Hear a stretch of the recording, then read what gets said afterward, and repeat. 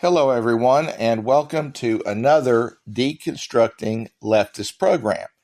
Today, I'm going to do what is my second video in discussing something by the Skeptical Heretic. The reason that I'm choosing this video to talk about is because I found the topic interesting. It's something that I think a lot of people that think about heaven have thought about in their minds. I think they're legitimate things that she's talking about, but I do think there is some exaggerations in some areas when she's actually saying that the title of her video was Why Heaven Sounds Like Hell. And honestly, it doesn't sound like hell. Even if I listen to the points that she makes, if you know anything about what the Bible describes hell as being like, no matter how she perceives it, even if it's not really something that she really wants as far as her cup of tea, so to speak, it's nothing like what the Bible describes hell as being like, or the lake of fire, which is a place of eternal torture. Heaven, even in the ways that she describes it, doesn't sound anything like that. Now, in her saying that this isn't her idea of heaven, the way that many Christians describe it, as a place they can't wait to get to, I can see where she's coming from in the way she's looking at it. And so again, I found it interesting, and I do want to go over the 6 points that she brings up. And I think the first one that she brings up is perhaps one of the biggest ones where I've heard atheists kind of all say the same thing. They don't understand why anybody would want to be in a place where they spend all their time in eternal worship of a deity. That's what she's saying. She considers that to be boring and exhausting. A lot of people, when they think about what worship is, I grew up as a member of United Methodist Church, and it's a very dry service that this church had. It was very formal, very dry. We would go in there and we would sing a few hymns from the hymn book, organ playing. We would hear, they'd have a sermonette, they'd have a sermon. They'd call this a worship service. And of course, they'd have the tithes and offerings and all that, and they'd call this a worship service. It was a form of worship. Whereas that would be boring, I'm sure, to a lot of people. But I have actually been in true worship services where that they were not like that. I've been in worship services because after I got older and became a Christian, I later on ended up becoming Pentecostal, full gospel, where they believe in worshiping in different ways than they do in most of these traditional churches. We would go in there and we would raise our hands in worship. We would openly praise God individually.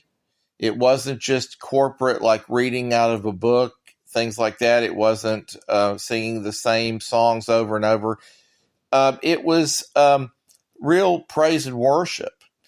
And if you've ever experienced that, and if you've ever experienced the feeling of the Holy Spirit's presence, you'll find out that this worship is there's a lot more to it than there is in your typical church.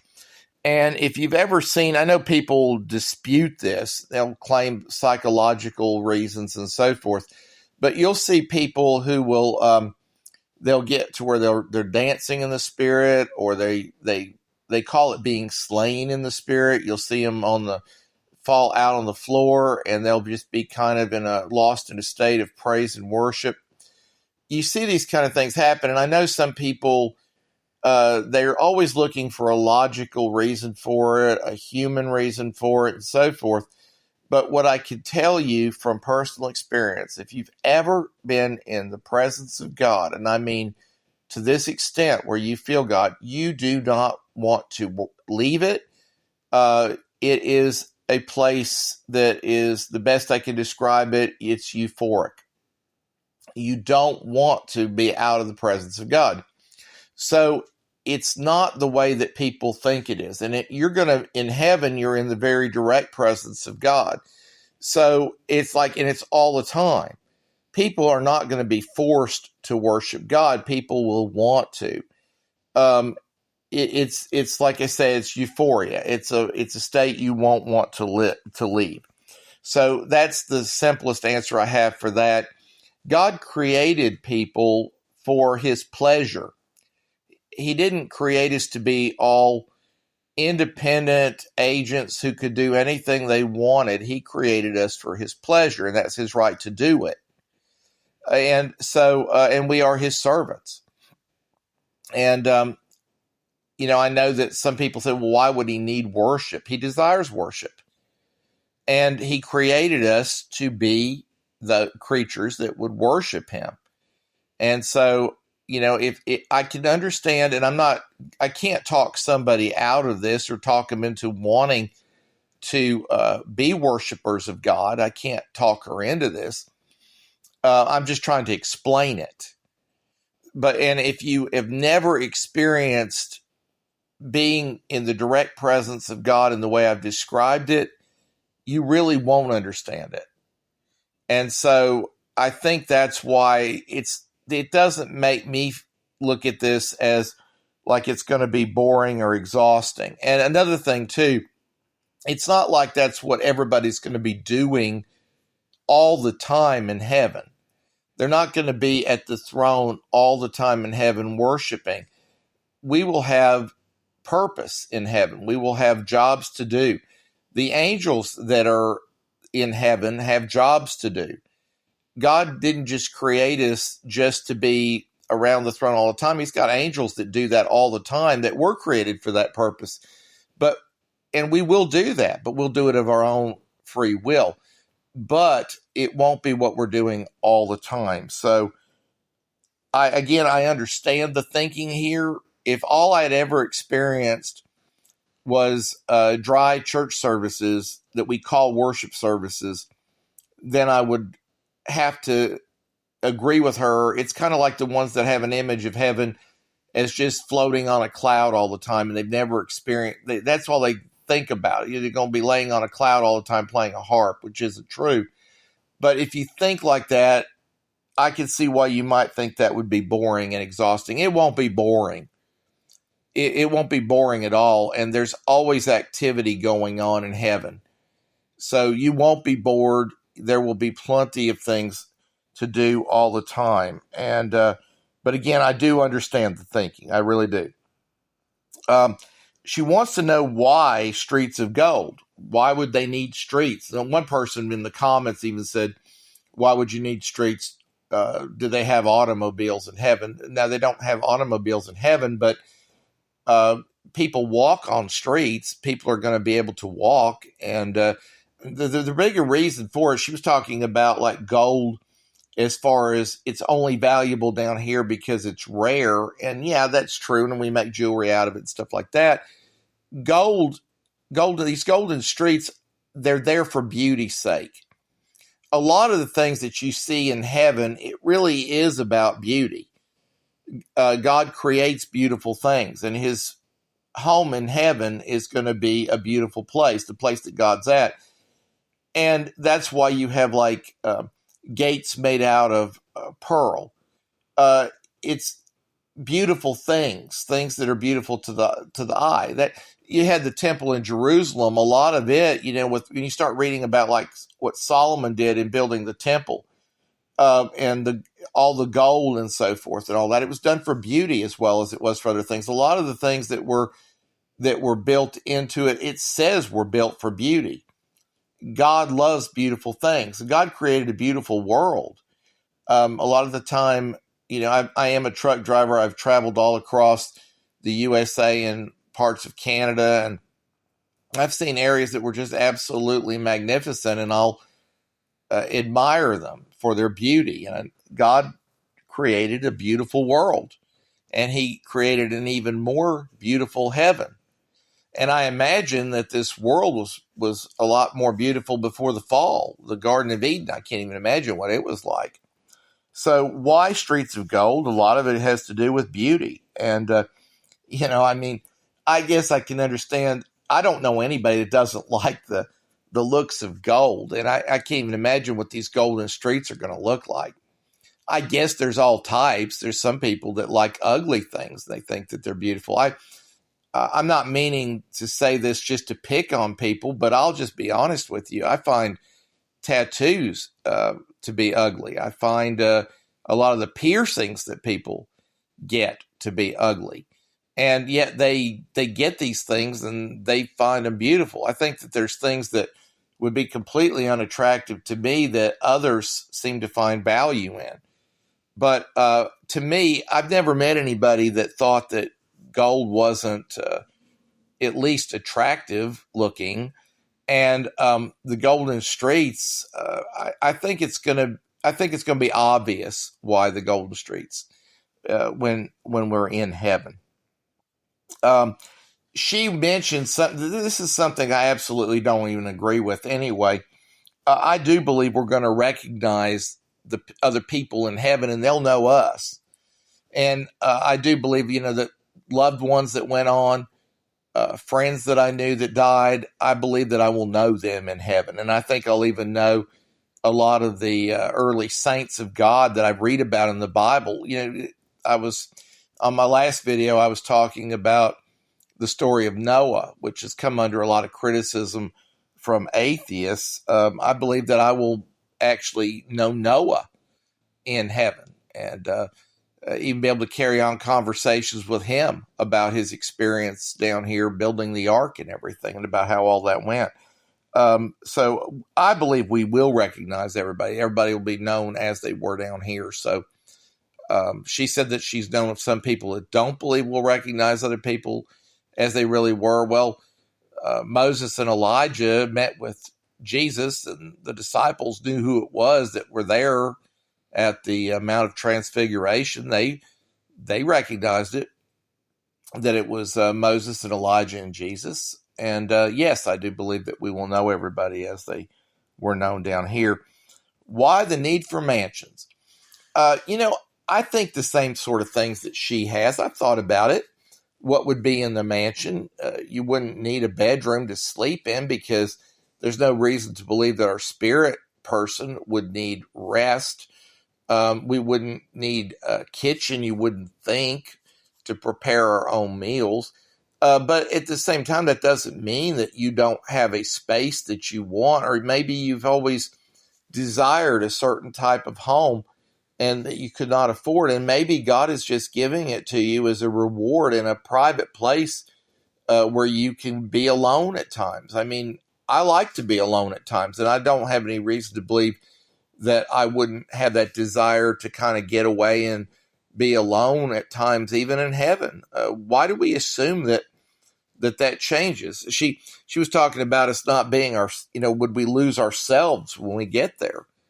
Well, I don't think that we do lose parts of who we were when we get there. I think that we're still who we were now. And I think a lot of the evil things that we might desire down here, the sinful things, I don't think that's really the born again Christian person, their spirit or soul. I think that we're under bombardment by demonic spirits that entice us to think that we want to do bad things. Lustful thoughts and stuff like that, they put them in our head.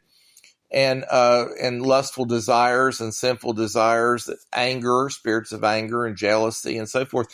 I don't think that's the real us. I think that that's a bombardment against us to try to cause us to do wrong. But we can believe it's the real us. And so the real born again man or woman goes to heaven. They shed themselves, not of themselves, but of those demonic influences. With the demonic influences gone, the true them will be pure and holy automatically, and will have a love of God and will desire to be with God. Now, if you're not born again, if you're a sinful person who's not trusted in Christ and so forth, or maybe you're in a spot like where she's at, where she's left the faith, then she won't have that love for God, that desire for God, but that she'll be cast out of his presence. But no, I believe we will still be the same people that we were in heaven. And if we liked a certain amount of to ourself time and quiet time, we'll have it. If we had a desire for a certain type of home, I think, out of his love for us, God is preparing us a literal mansion. It talks about in the Father's house there are many mansions. Some people believe it's rooms in this magnificent place where God lives. I think they're mansions, that his home is heaven. And the mansions are probably lined up along the streets of gold. But I think God wants us to have those places for that private time. That's my opinion of it. And it won't, just because it doesn't need a bathroom and it doesn't need a kitchen and it doesn't need a bedroom, doesn't mean that we won't have a home where we can just spend some time alone, meditating and thinking. I'd like to do that here. I believe I'll like to do that in heaven, because that really is part of who I am. She thinks that living for eternity would be exhausting, and I can understand that too, because our bodies wear out. Our bodies get tired. A lot of the time we're going through a day trying to get so many things done, and we're on the clock, and life is exhausting. But we won't, when I'm feeling 100%, I'm well rested, I feel good and so forth, I love life. I'm feeling good. But when our body is tired, worn down, and so forth, everything's exhausting. We don't want to do anything. And so I can understand thinking like that. As a human being, I do get that. And so, but when you feel perfectly good all the time, I don't think you'll feel that way. And we will have things to do, and we'll enjoy them. It could be a real drudgery getting up and going to work a lot of the time and having to go through my workday. Getting those loads where they got to be on a really tight timetable and being tired the whole time. I understand all of that. But we'll have work we enjoy doing in heaven. So I don't think we will get tired. I don't think that it'll be like a case where we don't want to go on. And I believe that God is a creator, and that he's going to keep creating things. It's not going to stay the same. There's going to be a new heaven and a new earth, and we're going to be ruling and reigning with God.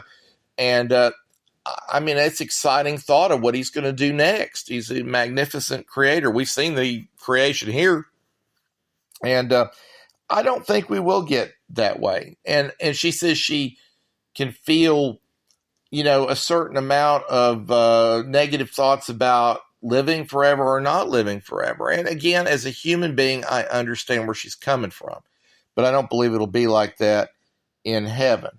And then she said she couldn't enjoy heaven if she has empathy or compassion for others. What she means by that is knowing that some people are going to spend eternity suffering forever in hell and the lake of fire. She mentioned how that people will say that God created hell for the devil and his angels and not for people. It's true that that's what God did. He did create it for the devil and his angels. And yes, he's all-knowing. So, of course, he knew fallen man would wind up there. But that doesn't mean he created it for man. He created it for the devil and his angels.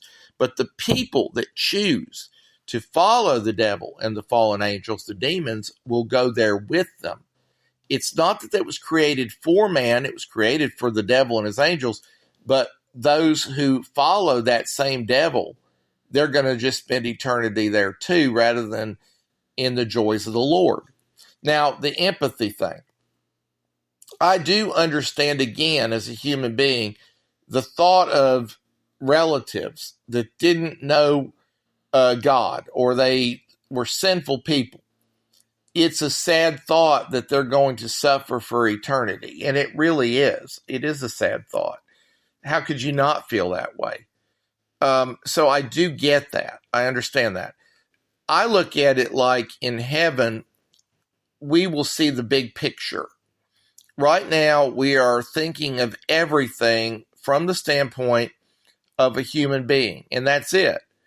God is not looking at everything from the point of view of a human being. He's looking at it from the point of view of God, the Creator. And so when we're in heaven and we're seeing the big picture, I think that our attitudes will be different. And she says, well, that's meaning that I'm a different person. No, it's not. It's that your eyes are open to the full picture.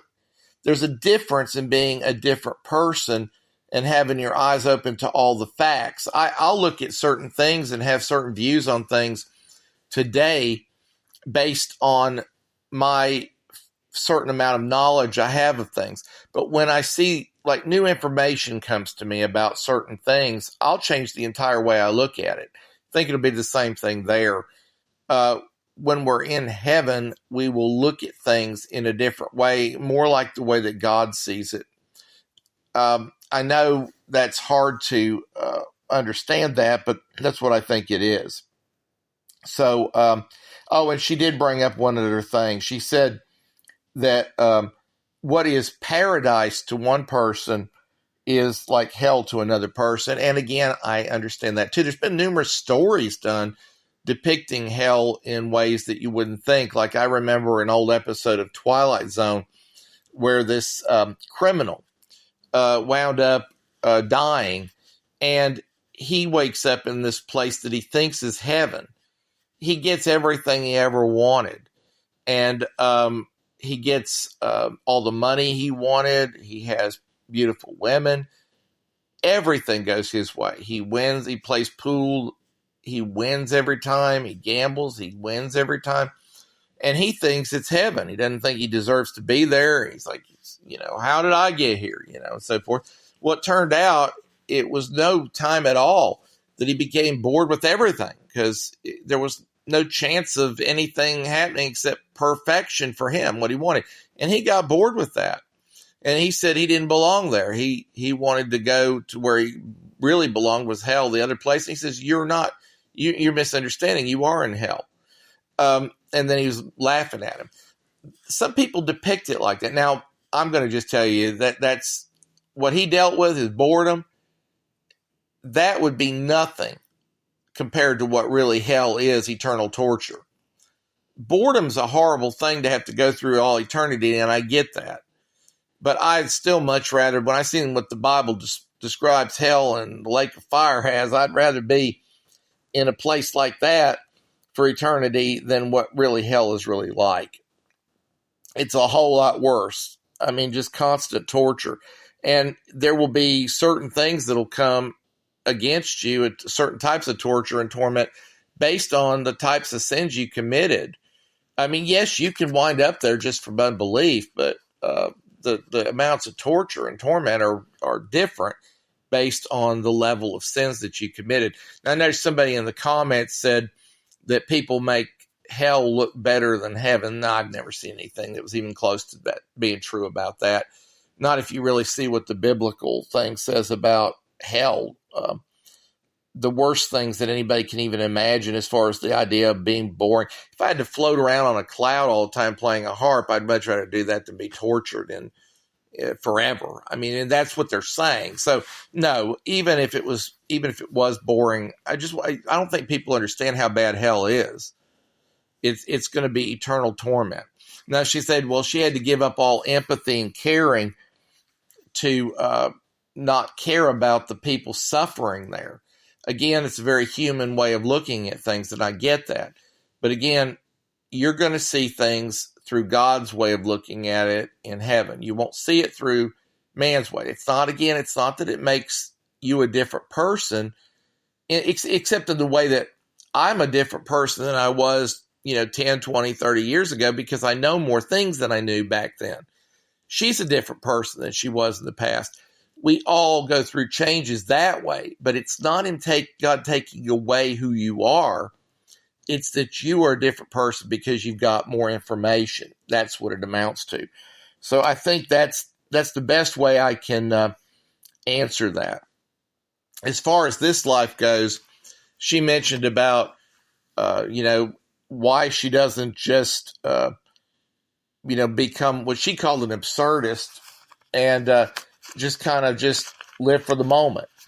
I've said before, if I was an atheist and believed that I was just related to the fish and, transformed from a monkey to a person, and it was just an intelligent animal with a certain number of days, I would just live for the moment. That's all I would do, because it would be natural to me to do that, because I just look at animals and I think, well, if we're just an animal, why are we any better than the deer that get hit on the side of the road? We may not want to see the dead animal, but we just go on about our day like nothing. But if it's a human being gets killed, we get all concerned about it. We got people out hunting animals and killing them for food. We get some kind of a mass shooting somewhere, and it's a horrible thing. I understand that for a Christian, because we think that humans are above animals. But for a person that's an atheist and really goes out of their way to try to convince everybody we're just intelligent animals, it would seem to me like it would devalue people. I mean, the ones that promote abortion and stuff don't put any real value on human life, or they wouldn't kill them just over the idea of choice. So if you're just an animal, why do you even fight for things? Why do you care about fighting for the things that are going to happen to the climate, or so forth, 100, 200 years ago, when you won't be here? Why do you worry about such things? It won't matter, because you're just an animal. Same thing for all the rest of them. I mean, they'll just live out their life, and they'll let them deal with their challenges.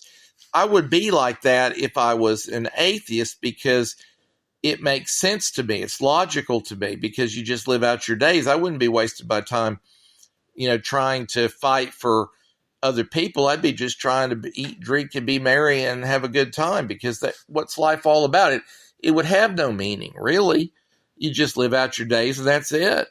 And I've had many animals that were pets, cats and dogs, and I've loved them. But when they die, it's like, we know it's going to happen. It's just part of things. We don't take it the same way we do when it's a human being who dies. And we don't go to the same extraordinary measures for an animal that we do for human beings. I've had animals with cancer, and then you can pay for the chemo and all that stuff, but people don't do that, because we're talking about animals. It doesn't make sense to do that. But for people, we go out of our way. We do everything possible. I mean, whatever it costs, no expense spared a lot of time. But we don't do that for animals. I would have a completely different way of looking at things if I saw this life as it and no value in continuing. And so I have trouble even putting myself in the place of these progressive atheists. They don't make any sense to me, because I would just think, if you really believe in this, and this is it, just enjoy life the best you can. But again, I'm not an atheist. I do believe in God. I don't think atheism makes any sense. But I hope some of these things were helpful. And because I do see from a human standpoint why she's thought of these things, because even I've thought of these things. And I think other believers have too. And we've discussed these things before. But even though I can fully understand her, I do believe I have, at least in my own self, reasons why these don't cause doubts in me. I still believe in God as much as ever. And I hope that some of the things that I've said, if she actually does see this video or gets back to her, I hope that they will help her to understand how Christians might view it, as opposed to somebody who doesn't believe in God anymore. If you're not a subscriber to my channel, I want to invite you to subscribe. And until the next video, take care, everybody.